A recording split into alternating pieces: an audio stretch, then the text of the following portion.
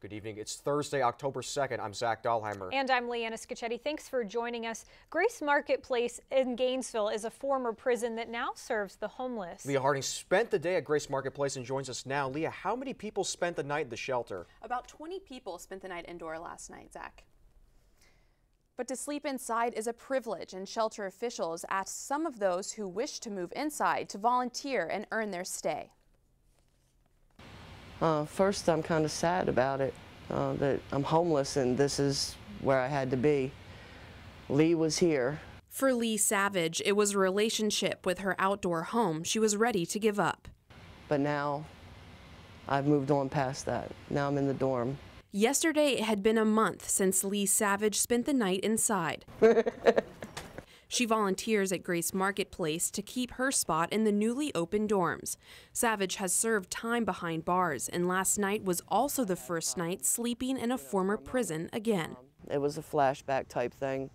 I'm trying to get used to thinking of it as, okay, this is not prison today. This is revised. This is something new. And I can't stay in the mindset of this is a prison, because then I'm going to be in prison within myself and can't move forward.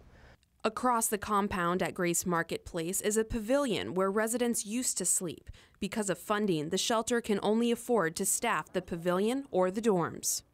Yesterday, this pavilion had 52 beds in it. Today, there are just 5. The people who used to sleep in here were given an ultimatum. They either had to get their own tent and move outside, stay in here and get the tent that they were promised, or move into one of the new dormitories. There are 64 people signed up on the list to receive a tent, but only 12 have received one so far. That's because Grace Marketplace is waiting on more tent donations. Meanwhile, the indoor facility is still an option. We had approached everybody on the pavilion a month ago and said, if you're interested in coming indoors and moving into the shelter, basically you either need to be willing to volunteer for a few hours a week at the shelter, or have to be working or have some medical issues going on. Some chose not to do that. For Savage, she is thankful she can sleep inside tonight with a roof above her head instead of an open sky. Today I feel confident that I'm going to be there.